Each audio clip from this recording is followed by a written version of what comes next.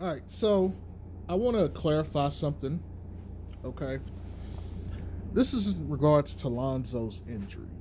So, according from what I've read, Lonzo's meniscus is perfectly healed.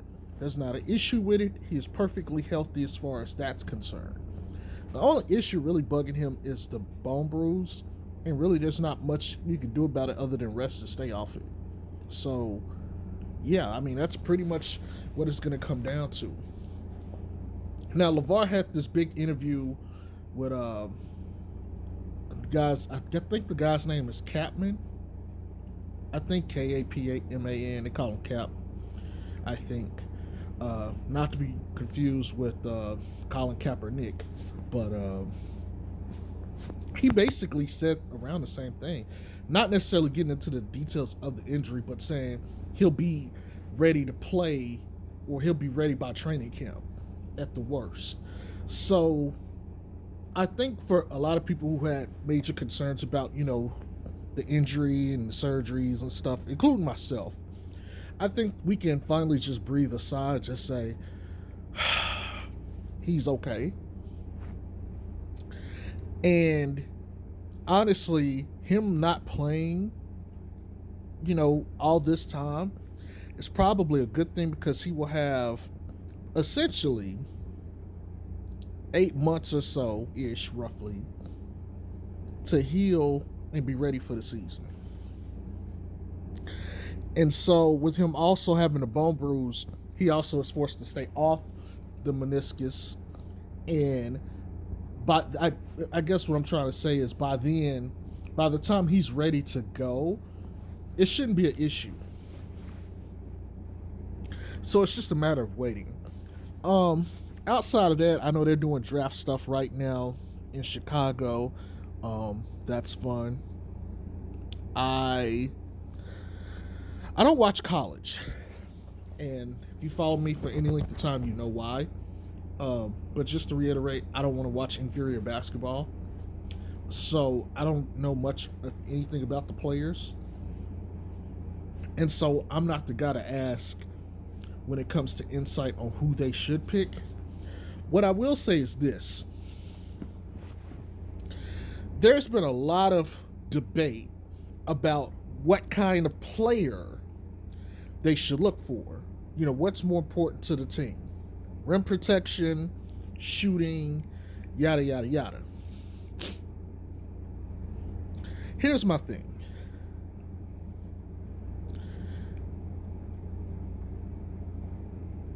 Rim protection is great.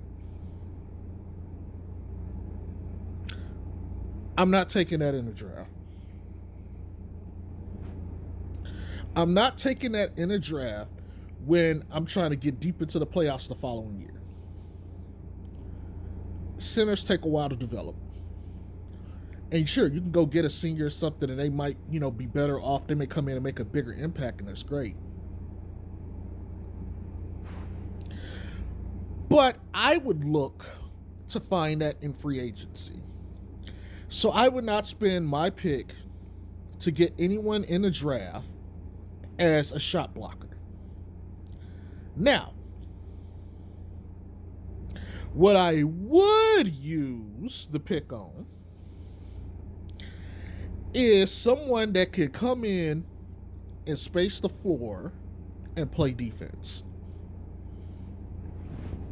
Now, they've been talking about Mark Eversley wanting to go get Matisse Thybulle from Philly.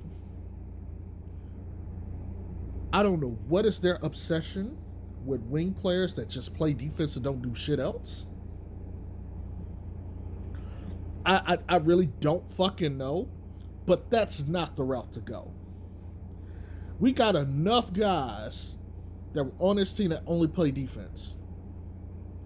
With their rumors of Zach LaVine leaving heating up thanks to LeVar and some other stuff, I don't see the point. Because really what you're going to need is you're going to need to find some kind of scorer or shooter, or something like somebody to space the floor in those lineups now. Because what you're essentially saying is DeMar's going to go back to being a 2 guard. So your backcourt is Zoe, DeMar DeRozan. And this is all assuming that he just leaves the free agency team, just has enough cap space to sign him. Yada, yada, yada. Even though I know that most teams don't outright, so they're going to have to make some moves, but just follow me for the purpose of this example. So your backcourt is Zoe DeRozan. Okay? Pat obviously is going to start at the 3. You still don't have your 4. Vooch should return, so that's your 5. Okay? You're still in pretty much the same situation as the previous year. Why not get a certified 3-4, somebody preferably 6'8", 6'9", that can space the floor and play defense and could, you could basically trust them to play big minutes and to contribute right away. Defense was kind of an issue at times, but particularly at certain positions. Shooting was a huge issue, especially without Zoe. If you're telling me Zoe's going to be there, but you're losing Zach, you're losing shooting. You need shooting. You don't have it off the bench. You barely got it in the starters. Zoe was pretty much your only shooter outside of Zach. You got to go get shooting. So I'm looking to go get whatever the best power forward, small forward player is available at that pick, quite frankly. That's what I would do. Anything else is a waste of time. And going to get a player that is simply only a shooter, unless they shoot like 44% from 3, is a waste of time. Like, I don't like these players that only have one skill. Like JJ Redick, great shooter, but that's all you fucking do. You can't play defense, you can't rebound, you're not a passer. High IQ is great, but you need more. And so, at least for me, I'm of the camp, go ahead and get the wing. As you can go watch through the playoffs now, it's wings basically that's doing every fucking thing. I'm not going to talk necessarily about everybody on the Mavs, but obviously there's Luka. You got like Dorian Finney-Smith and a couple others out there, Reggie Bullock. Golden State is basically wings. Clay, Dre, Wiggins. If you want to include Poole, fine. Miami is wings. Depot, Tucker, Jimmy. It's maybe you want to consider Bam a power forward, center-ish. I don't know. Maybe you could throw him in that category. And then you got like Boston that has JB. Well, both the J's. Horford, Williams, Pritchard, all those dudes. Although I think Pritchard is more of a guard instead of a wing, but I digress. But my point is, it's dominated by wings, especially two-way wings. We didn't really have a two-way wing unless you want to consider that Zoe. And Zoe got hurt last year because that's really not the position he should play. So, go ahead, spend the pick on getting whatever the best 3-4 wing is. And they need to have that size and that length because as you guys saw, we got decimated by Giannis. And Giannis struggled against that Boston defense, which honestly is looking like an all-time great defense.